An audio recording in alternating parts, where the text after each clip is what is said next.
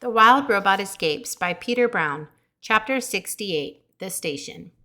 At the edge of town, where the houses stopped and the countryside began, was a small train station. 2 platforms sat on either side of the tracks. Humans and robots were standing around, waiting for the next train to arrive. Nobody paid any attention to our robot as she calmly marched past. When Roz was safely out of sight, she slipped into the woods where Bright Bill was hiding. The goose opened his mouth to speak, but the station bells started ringing. Speeding down the tracks was a passenger train. A whistle blew, the train gently braked, and a minute later it came to a smooth stop at the station. Passengers burst out of the train cars while others stepped aboard. The first 9 cars were reserved for humans and had wide windows and comfortable seats. The only robots allowed in those cars were service robots, who brought food and drinks to the human passengers. All other robots were confined to the windowless car at the end of the train. "Where's it going?" whispered Bright Bill as he peeked out from the brush. "The sign says this is the express train to the city," whispered Roz. The goose turned to his mother. "We have to go past the city to get home. This train could save us a lot of time. We should hop on." The robot turned to her son.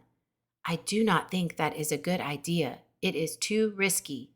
"Ma, I watched you walk through town and no one even noticed you. We'll be fine. Let's follow those robots into the last car. I'll find a hiding spot and we'll be in the city before you know it."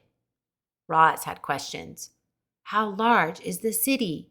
Do you know where to go? What if we get lost?"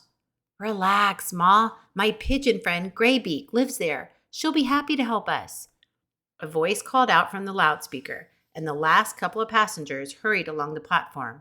"I'm going to check it out," said Bright Bill. With a quick flurry of wing beats, he fluttered out from the brush and onto the roof of the last train car.